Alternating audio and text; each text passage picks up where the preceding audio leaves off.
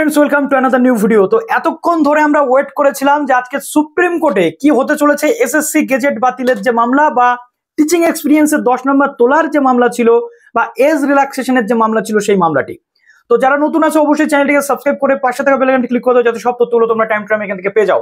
তো যেহেতু big breaking update দিচ্ছে এই মুহূর্তে তাই প্লিজ ভিডিওটা প্রচুর শেয়ার করো বন্ধুদের মাঝে আর লাইক করো প্রচুর। তো প্রথমত আজকে কয়েক লাখ ক্যান্ডিডেট তাকিয়েছিল সুপ্রিম কোর্টের ওপর কিসের জন্য না এসএসসির যে পুরো সিস্টেম সেটা কি হতে চলেছে, এসএসসির এই গেজেট বাতিল হচ্ছে কি হয়নি। তো আজকে দুজন বিচারপতির বেঞ্চে এই মামলা শুনানি হয় এবং মামলাকারীদের পক্ষ থেকে বিকাশ রঞ্জন ভট্টাচার্য স্যার থেকে শুরু করে মোটামুটি সওয়াল করা হয় আর অপোজিশন অর্থাৎ রেসপন্ডেন্ট যারা ছিলেন তারা ছিলেন কিন্তু এসএসসির হয়ে কল্যাণ বন্দ্যোপাধ্যায় যিনি আইনজীবী তিনি ছিলেন। তো আজকে যে বিষয়গুলো উঠে এসেছে সেটা তোমাদের বলি একদম সংক্ষেপে। প্রথমেই বলি একটা খারাপ খবর মূলত নতুনদের জন্য। এসএসসির যে রায়, এসএসসির যে রুল তার বিরুদ্ধে সুপ্রিম কোর্ট কিন্তু কোনো কথা বললো না বা সুপ্রিম কোর্টেও কিন্তু হাইকোর্টের যে রায় ছিল সেই রায়টাই বহাল হলো। একটু সংক্ষেপে বলার চেষ্টা করি যে কি হলো। প্রথমত যখন বলা হয় যে এখানে যে ফ্রেশ সিলেকশন প্রসেস বা এই যে বিষয়গুলো রয়েছে এখানে 2016 যে রুল ফ্রেম না করে 2025 রুল ফ্রেম করা হয়েছে, তখন বিচারপতিদের পক্ষ থেকে বলা হয় যে কোথাও বলা হয়নি যে সেই জমানাতে ফিরে গিয়ে আবার নিয়োগ প্রক্রিয়া করতে হবে। যদি স্কুল সার্ভিস কমিশন মনে করে থাকে যে নতুন স্ট্যান্ডার্ড টিচার মেনটেনেন্স বা শিক্ষক নিয়োগের ক্ষেত্রে ভালো কোনো পদক্ষেপ নেওয়া উচিত সেটা স্কুল সার্ভিস কমিশন নিতে পারে। এবার যেটা বলা হয়েছিল যে এজ রিল্যাক্সেশন অর্থাৎ টিচিং এক্সপিরিয়েন্সের যে 10 নম্বর রয়েছে সেখানেও কোনো কিন্তু কর্ণপাত করেননি সুপ্রিম কোর্ট। সুপ্রিম কোর্টের পক্ষ থেকে বলা হচ্ছে যে চাকরির যে প্রক্রিয়া সেটা বাতিল হয়েছে কিন্তু তারা যে সার্ভিসটা দিয়েছে, শিক্ষকরা যে সার্ভিস দিয়েছে সেই সার্ভিসটাকে কেউ অগ্রাহ্য করতে পারে না। কিন্তু আবার যারা মামলাকারীদের আইনজীবী ছিলেন তারা বারবার বোঝানোর চেষ্টা করেন যে নিয়োগ প্রক্রিয়াটা নাল অ্যান্ড ভয়েড হয়েছে সেই নিয়োগ প্রক্রিয়াতে যেসব শিক্ষকরা রয়েছেন চাকুরিয়ারা শিক্ষক তারা কি করে এই 10 নম্বর টিচিং এক্সপিরিয়েন্স পেতে পারেন।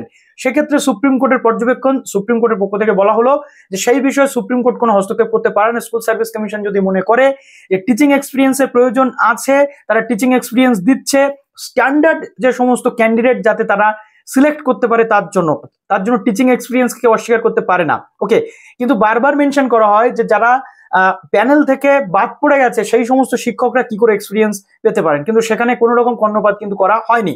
অর্থাৎ 10 নম্বরের যে টিচিং এক্সপিরিয়েন্স সেটা উঠলো না। এক্ষেত্রে যেটা প্রবলেম হলো নতুনদের ক্ষেত্রে কিন্তু প্রবলেমটা বেশি হয়ে থাকলো। এটা আমি আগেও বলেছিলাম আজও বললাম। অর্থাৎ সুপ্রিম কোর্টে হাইকোর্টের যে লাস্ট ডিভিশন বেঞ্চের রায় ছিল সেটাকেই স্ট্যাবলিশ কিন্তু করে দিল, কোনো রকম কোনো চেঞ্জেস এলো না। এবার বলা হয় যে এজ রিল্যাক্সেশন শুধুমাত্র যে আনটেন্টেড শিক্ষকরা কেন পাবেন, এজ রিল্যাক্সেশন যারা ওয়েটিং লিস্টে ছিল যারা চাকরি পায়নি তাদেরও তো পাওয়া দরকার, কেননা নট স্পেসিফিক্যালি টেন্টেড বলা ছিল, তাহলে টেন্টেড ছাড়া বাকি সবাই এজ রিল্যাক্সেশন পাবে 2016।